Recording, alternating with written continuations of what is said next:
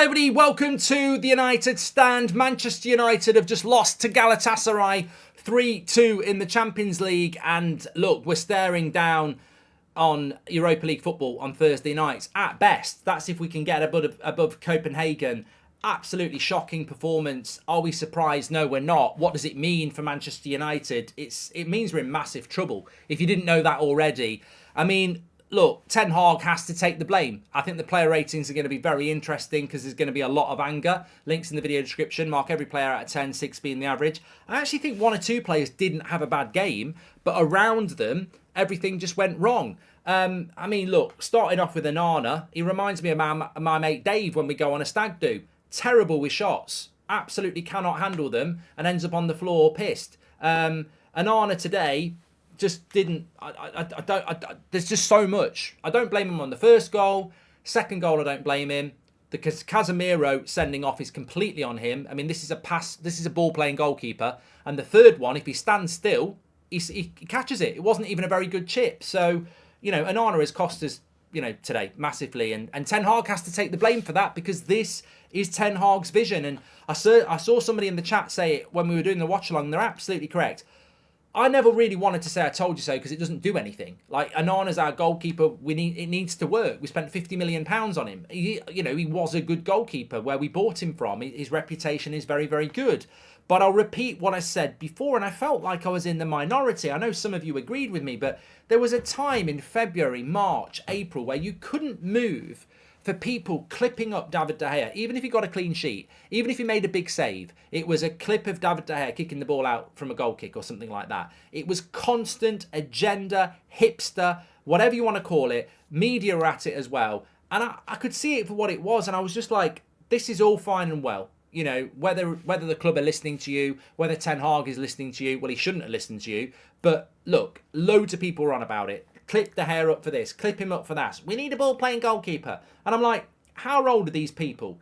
I mean, they probably haven't left their mum's chuff when Peter Schmeichel was our goalkeeper. I remember Peter Schmeichel leaving. Barthez was one of the best goalkeepers in the world. He was shit at United. Bosnich was a brilliant goalkeeper at Villa. He was shit at United. Manchester United's goalkeeping position, it ain't like playing for any other club, and people need to respect that. You saw Dubravka playing goal for us last season. He couldn't even kick the ball. Let it go under his foot. There's an aura that a Man United goalkeeper needs to have. And at the moment, I actually did think Onana had the balls for it. I did think he had the personality for it because he's such a confident ball-playing goalkeeper. But at the moment, he reminds me of Barthez. The job looks too... And you know what? Barthez was a very confident ball-playing goalkeeper and he got swallowed up by Manchester United. He couldn't handle it, you know, and he never recovered from it. And this is the risk. You know, let's get rid of a goalkeeper that's been here for 10 years, he's just had 17 clean sheets, he's got a good relationship with the defence, and it's the reason we finished third and won a trophy because our defence was strong. Let's break the defence up to bring in a ball-playing goalkeeper with a team that can't play ball-playing football. I mean, it's incredibly naive, and I hate to say I told you so, but some of us predicted this. I didn't want it. I wanted it to work, but it was a fear. And ultimately, that fear has been realised. We've bought a goalkeeper in that's not playing very well in a team that isn't set up to play that way either. And at the moment, it looks absolutely catastrophic. And today, we are probably heading out of the Champions League and in major shit because of Ten Hag's policy around the goalkeeper and around some of his substitutions and his team selections. Mark, enough is enough. You're always spot on with your opinions, but you need to stop defending Ten Hag. Obviously, the Glazers are still a problem, but a team with this kind of players shouldn't be playing this awful, says Henrik. I'm going to talk about the problem tactically now. Amrabat, Rashford and Onana did make us lose this game, says Robin. Well, I don't blame Amrabat because Amrabat's out of fucking position. This is the second thing. The credit from last season has run out. Bad signings, bad style of play, bad results, bad mentality. Ten Hag is on thin ice, says Lee. I really would resist that. As I've said before, there's going to be a lot of anger. I can't really compete with it. People are going to be pissed off. We're Manchester United. We shouldn't be losing games like this at Old Trafford. But I would say we've sacked Mourinho, we've sacked Van Gaal, we've sacked Ollie, we got rid of Rangnick, we got rid of Moyes. If we get rid of another manager, it won't really make a massive amount of difference. I think you need to put all your frustration, all your anger, all your hate onto the Glazers, because ultimately, if you want success, it needs to change at the top. But in the short term, this is not acceptable. And Ten Hag is on thin ice. Of course he is. He's to blame tonight. I don't want Ten Hag to get the sack. I'm not turning on Ten Hag. You know I won't do that. But I'm also, it says it on the title. I wrote the title. Ten Hag to blame. He is to blame. On the other hand, Rasmus Højlund is his striker. He didn't deserve that tonight. I thought he was brilliant. Rasmus doesn't deserve that tonight. How is Erik Ten Hag to blame when the owners won't give him the players he wants and the players he does have can't be bothered to play football, says Wes. But he did swap De Gea for an Arna. He did spend the money on Mason Mount. Welcome to the Members Club, Christian. I miss Dave, says Linus. Welcome to the Members Club, Rod. At this point, I'm so apathetic that I hope we lose every single game, says Trey. Don't care if you read this. I just appreciate what you do, says CJ. I'll always try and read them, CJ. Thank you very much for that. And Henriks said that as well. Look, let me just speak for a moment. What a shocking game, says Rob. I think Ten Hag is gone. I'm sad to say. I don't think we're at that point yet, Rob. As bad as Harry is, I would have played him on defence, so Amrabat could have played in the midfield, says Grant. And this game was not Ten Hag's fault. It's not his fault that they concede immediately after they score and the goalkeeper is low on confidence, says Nacho. Glazers out. Enough is enough, says Seaway. Look, I like the different comparisons there, but look, the big question to ask is, why did we lose that football game? And I think you've got to go back to the preview we did last night. I said in the preview, and a lot of you agreed with me, that Harry Maguire needs to play at centre-back with Varane. Lindelof has played at right-back for Benfica and Sweden. And then Dalot has played at left-back. You've got a balanced back four. It's not ideal, but it's a balanced back four with people who are defenders playing in positions that they're used to. You can then put Amrabat in the midfield next to Casemiro, and you'll get hold of the midfield.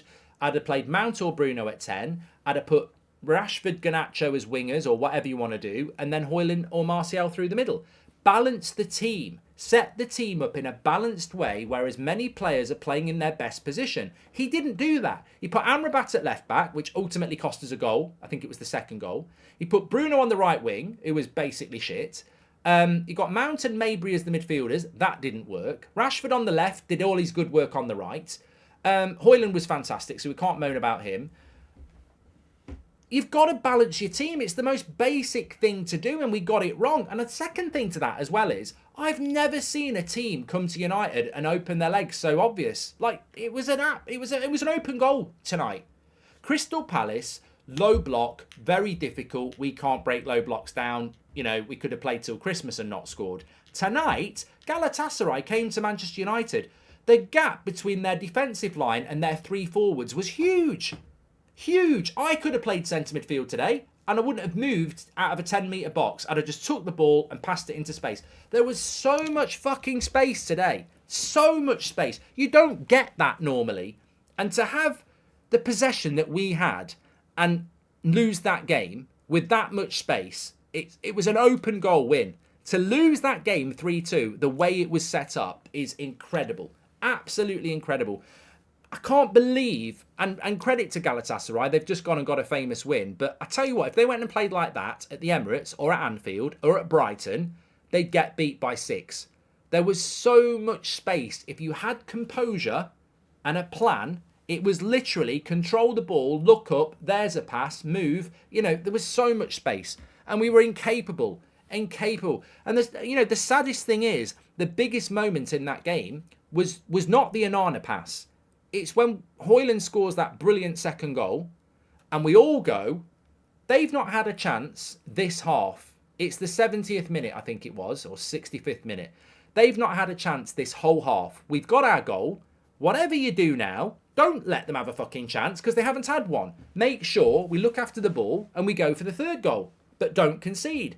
Within 2 minutes, they've got a bloody tap in. What's that all about? What is that all about? They'd had no chances at all. We score a goal, they suddenly have a fucking tap in.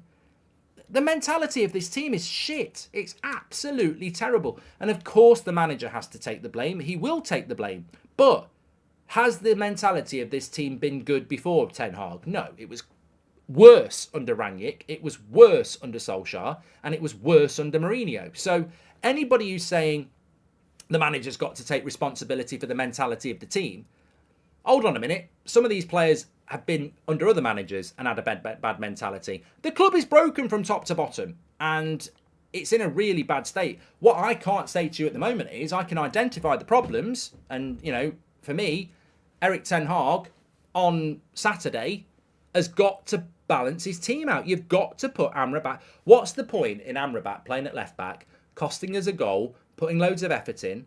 It cost us 2 goals, actually. He cost us the second goal. Second goal came down his side, didn't defend it well. Third goal, he played everybody on side. So Amrabat at left back, it's unfair.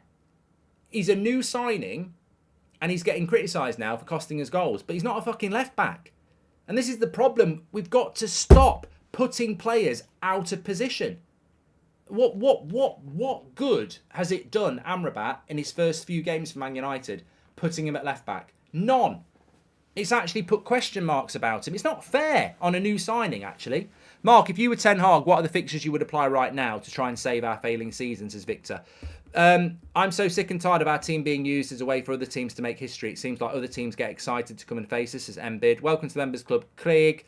And how can you blame Ten Hag? This was caused by individual errors. Let's see if this is the 9th super chat in a row you don't read out, says Tom.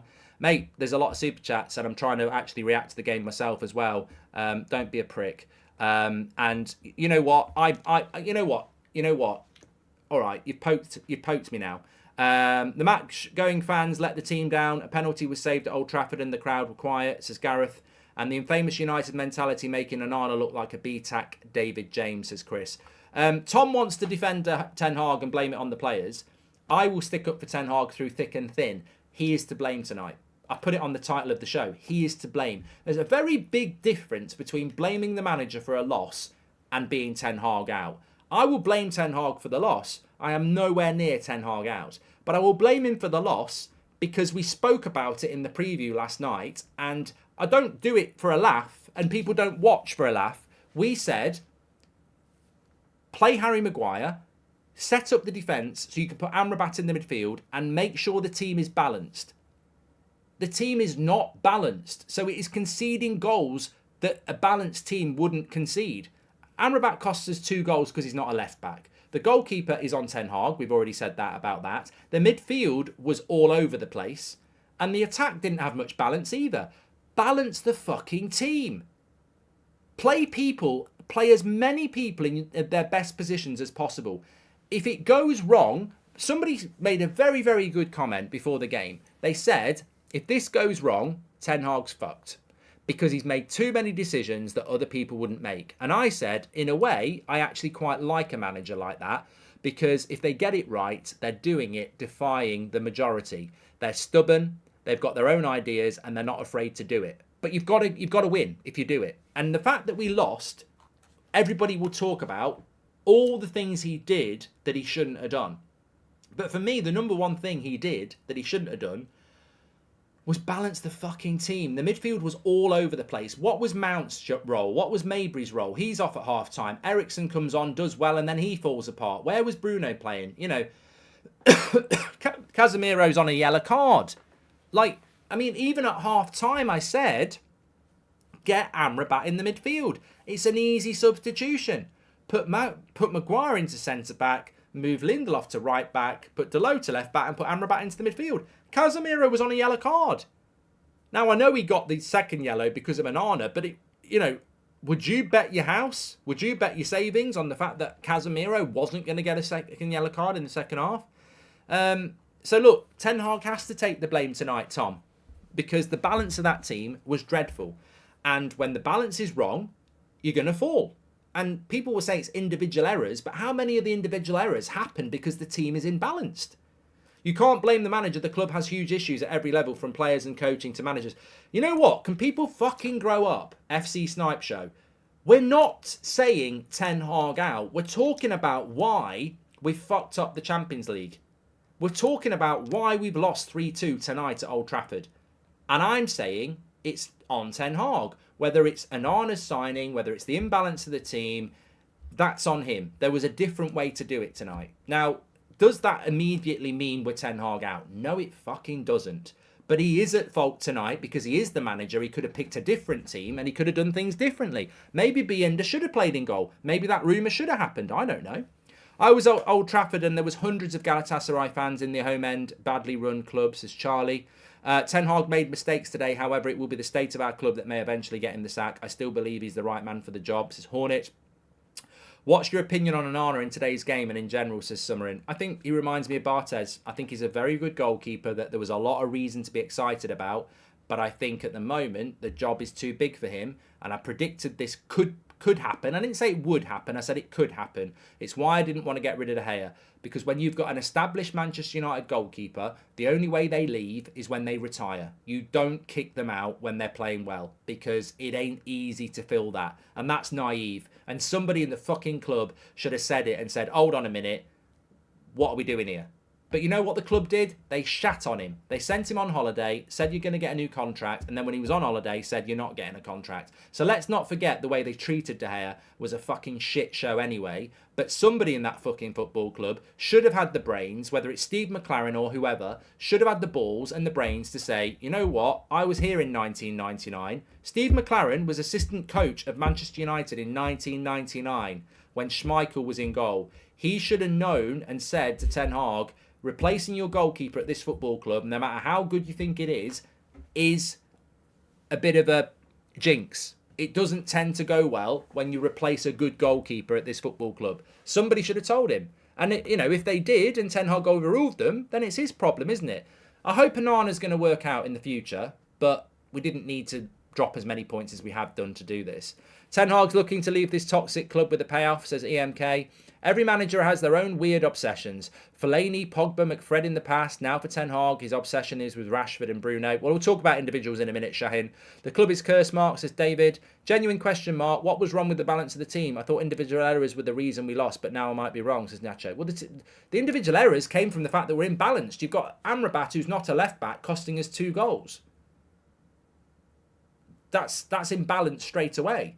The midfield didn't get hold of the game because it wasn't balanced. You've got, fuck knows what Mason Mount, Mabry, Ericsson and Bruno's actual position was today. There was no balance there. It was Casemiro sit here and they were all running all over the place like a pack of ants chasing fucking crisps on the floor. What I mean by balance is shape. Have a strategic shape. I'm the left back. I'm the number 8. I'm the number 6. I'm the number 10. I'm the winger. The right, having Bruno on the right wing is vomit inducing. Like Angelino is like, I'm quicker than you and I'm fast. I'm stronger than you. Every time I want to go forward, you can't keep up with me. Like, put a fucking winger on the wing. People need to understand that you can back a coach and still criticise him, says Mr. Super. Wait, mate. I don't care. Look, Super Nacho, you're absolutely spot on. I back this manager. I am not saying sack this manager at all. But we've just lost 3-2 to Galatasaray at home. We've just lost 1-0 to Crystal Palace at home. We're playing fucking shit. I'd be an idiot and a hypocrite if I sat here and went, no, there's nothing wrong. It's going fine. Yeah, his manager's doing a great job. Absolutely great. I'm not Ten Hag out, but today he has to take the fucking blame because it was shit. It was shit and there was a lot of mistakes and there are things that worry me. Look, we haven't spoken about Mason Mount. We haven't spoken about Marcus Rashford. We'll do that on the player ratings. That's 6 starts and 5 defeats for Lindelof this season. Individual errors by him week after week, says Red Army. But you love Harry Maguire, mate. Where's Lindelof's mistake on any of the goals tonight? I don't think Lindelof's the problem. I think Lindelof should have played at right back and your Harry obsession should have played at centre-back. That's what I said. Rashford and Mount were actually good except for Rashford's error. Hoyland can't do it all on his own. Ten Hag in, Glazers out, says Jake. I love that. Nicholas, thank you very much for your super chat. Knew he wasn't the right man when he didn't want to work with Rangnick, says Terry, but that's a lie. He didn't not want to work with Rangnick. Rangnick had been sacked 2 weeks before Ten Hag even got interviewed. Remember, Murta got rid of Rangnick. Remember last season, February to March, we were brilliant, but was that just luck from Eric? We were great. Once we can be great again, we shouldn't be jumping on Ten Hag out, says Lennox. Is Eric Ten Hag too stubborn to admit it was his fault, says Aaron. It'll be interesting to see what he says after the game. We'll have a listen in a minute. I understand the injuries and the slow start, but Eric Ten Hag needs to shoulder the blame. The start is depressing. Look, there's nothing wrong with blaming a goalkeeper, a manager when you lose, actually. Nothing wrong at all. It's about how far you want to take that. And I think there will be problem people in the fan base, some of them with a platform like this, who will start to say enough is enough. And I would say to those people, do you actually support this football club or are you an idiot? Because We've been here with Mourinho. We've been here with Ollie. We've been here with Rangnick. And we've been here with Van Gaal. What is the point in sacking the manager? We need to get the owners out. We need to change the ownership. If the new owners want to come in and sack Ten Hag, happy days. But that's what I've always said. Even if you want Ten Hag, put your fucking focus in on the ownership. Because the new owners might come in and sack Ten Hag. Either way, you know, it doesn't matter. But get rid of the fucking owners. Don't get rid of another manager. I'm starting to think Bruno is a big part of the reason we don't control the game, says Ryan. The only exciting player is Højlund, says Chris. He was fantastic tonight. He didn't deserve to lose. When Ollie was in, we blamed coaching over and again. The same way that players have no God-given right to play for the club, he has no God-given right to manage the club, says Sis. And just being practical, you'll lose your job if this team keep playing like this, says Water. Look, I said that at the weekend. I don't want Ten Hag to get the sack, but if he keeps managers, you know, if he keeps losing, you have to get the sack. Matty, thank you very much for your super chat. Well, absolutely not, Mark. I remember Laurie Whitwell tweeting Ten Hag had a call with Ralph after they cut ties, says Terry. Mate, I know for a fact Rangnick was gone in mid-March. Ten Hag hadn't even been interviewed then. Nitro, thank you very much. Playing Bruno and Mount together doesn't work, says Reese. Good point. Right, I'm doing the player ratings now. Can't read any more chats. Right, let's do these player ratings because I know they're waiting on the fan forum and I know a lot of people want to see what Beth has got to say about Onana. I think we all do. We all do. Don't worry about that. Why are people acting like Rashford is to blame for this loss, says Eric. I don't think they are, Eric. As I said at the weekend, don't individualise it. You know, don't let your agenda fit. Like, you've got to be intelligent about this. So, let's go with Onana, first of all. I mean, I'm terrified as to what you people will have done here. For me, it's got to be a 3, 1.8.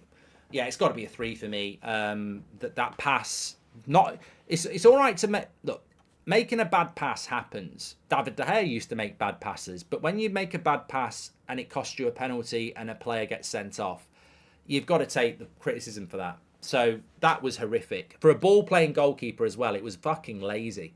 Like, that pass wasn't even difficult.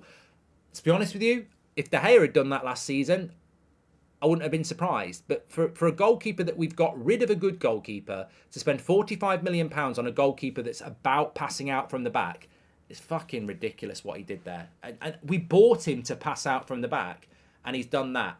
And it could cost us Champions League football. So you've got to take the criticism. And as for the winner, that is a terrible chip. Like I said, I'd have sent it back to McDonald's if they served me that up. It's the worst chip I've ever seen from Icardi. He goes down too soon. And I remember Ben Foster saying this in one of the goals he conceded against Forest. It was Forest, the first goal. He goes down too soon. And strikers obviously know it. They know he goes down too soon. And Icardi's chip, if he stands up in his original position, he catches it. And he goes down too soon. It's a crap goal. Eric Ten Hag is to blame for the tactical mistake, not the state of the club, says Jayesh. Yes. Madness moaning at Rashford for passing when he normally would shoot, says Ray. Only thing we can blame for him is his stubbornness, stood by not taking out McShite in the buying game by playing him at left back today to prove it, says 9-2. Delo is going to get a bit of stick as well. Yeah, he's at fault on the first goal, 4. Varane, probably a 5.5. I mean, again, I think this is where people start to blame players that really... What can Varane do on the first goal? Nothing. What can he do on the second goal? Nothing. How many did they score? 2. 3. Was it 3-2? It was 3-2, wasn't it? Yeah, I mean, what's Varane done wrong? I'd give him a 5.5, but I wouldn't give him a 4. I mean, fucking hell, it's a bit harsh. Putting Amrabat at left back was a huge mistake. That's on Ten Hag, says Chow. And Eric Ten Hag is set for talks with Ralph Rangnick via Zoom this week, says Laurie Whitwell, says Terry. But as I said, you can believe that if you want to, but Rangnick was finished in March. Believe Laurie Whitwell if you want, but it's not the truth. Ten Hag Rangnick was out of that club when he started gobbing off. They didn't like it. Strongest part of our team last year was our defence, so why change that? Wasn't anywhere near our top issue, says Nasha. We're not a Champions League team, says Kyle. Lindelof, again, I'll probably give him a 5. I think that's too low, 4.2. Amrabat, as a left back, I'd probably give him a 4, but his general effort, I'd give him a 5. Casemiro, look, that tackle, he knows he's getting himself sent off. It's got to be a 5 for me. Mabry, 5. Mount. Look, Mason Mount's really interesting. I just want to spend a couple of minutes on Mount. Like, Mount's really interesting. I think Mason Mount in the first half was okay. I'd probably give him a 6. We're Manchester United, by the way. Just because you play a few good passes, we never got hold of that midfield. There was so much space. You should be fucking running the show. So 6 is what I'd give him in the first half. Second half, he disappears again. I don't think Mason Mount is a problem. I just don't know why we bought him. I don't get why we bought him. I'm watching that game and I'm going, Mason Mount's a decent player, but he's playing exactly where Bruno Fernandes played last season. Why have we spent £55 million on a player that we're now having to use Bruno on the right wing for?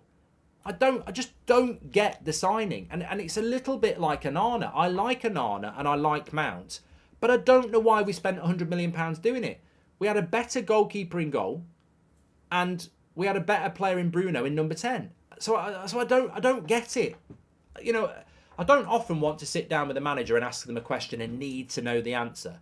But I don't get what Mason Mount's all about. And he, you know, I don't disagree with Jeremy. He didn't have a bad game, but what was the point in the signing? Imagine Mason Mount starts playing really, really well. What are we going to do? Put Bruno on the fucking wing? Like, Mount and Bruno do not work. Surprise, surprise, they don't work. So what's the point? And I'm not saying Mount's a bad player. That's not what I'm saying. I just don't understand why we did it. Weird. So I'll probably give him a 5 overall. Bruno wasn't a good game. 4 for a cap. It wasn't a good game. Out of position, which never helps. I think it was epitomised by that point where he shot on his left foot from 30 yards. And I'm fed up with that. You know, I'm probably being a bit harsh on Bruno because he's symbolic of something that's been going on at the club for months. It was happening a lot at last season. Anthony, Rashford, Bruno. You're in a position... There's options. You can 100% keep possession by passing, and you go for a less than 5% chance it's going in shot. These decisions are disgusting, and I'm fed up with them. Rashford today, I don't think was that bad. I'd probably give him a 5. I don't think Rashford was that bad. I think that Twitter is scapegoating Lindelof. Ridiculous. But you know what? People do this all the time, reckon. Like, how is Lindelof the issue in that game? Onana costs us 2 goals. Amrabat's at fault on 2 goals. And Deleu's at fault on the other one. How the fuck is Lindelof the problem tonight? I mean, tell me you don't know football without telling me you don't know football. I wanted Maguire to start tonight and put Lindelof at right back so Deleu could go to left back. So I don't even know why anybody would even want to go in on Lindelof, because Lindelof needed to start tonight, just in a different position. I don't get that. Why is Lindelof the problem? What game did you watch where Lindelof cost us the goals tonight? Because I didn't see it. Look, Rashford tonight, people will talk about the pass to Bruno, but in a funny way, at least he tried to pass. Body language, not very good again. Overall game, 5 out of 10. 5 out of 6. Yeah, 5 out of 10. Below average. I absolutely love listening to you, Mark, but I think you got this wrong. Ten Hag didn't want him because he has a main character ego. Got rid of Ronnie like he got rid of Ralph. Ralph would never endorse Anthony, says Terry. And the problem is the defending. We aren't making our players the right way, and it's because of inconsistency. Love your channel, says Boyle. Make sure you subscribe, by the way, and don't miss the fan forum after this, because Beth's got a lot of explaining to do about Onana. Bruno, who is so wasteful with the ball, playing long passes to no man's land. Short corners never work. Set Peach coach needs sacking. Set pieces are rubbish, Sim. Lindelof had a better game than Varane tonight. Lindelof is not the problem tonight. I want Lindelof to play on Saturday. I just want us to put him at fucking right back. Rasmus was an 8 for me tonight, and I'm glad that everybody realised that. The one positive, the energy, the driving, the goals. It's amazing how one player can be on a completely different level to everybody else. I think he was fantastic today. Faisal says you're blind. Seriously, I'm seriously not blind, mates. And please give me more so I can shut you up and sit you down. Christian Eriksen came on and did quite well. I'd probably give him a 5.5. Garnacho, look, the red card killed that substitution. 5.5. Anthony, didn't even notice him, to be honest, so I'll just give him a 6. Same for Martial, they're not the problem. Ten Hag tonight, 3. Yeah, it's not good. It's not good, is it? You know, I think let's move on to the Brentford game as quick as possible, I suppose, because it was absolutely shocking. I'm massively disappointed. I just want to see if we've got any comments coming in from Erik ten Hag just before we pass over to the fan forum.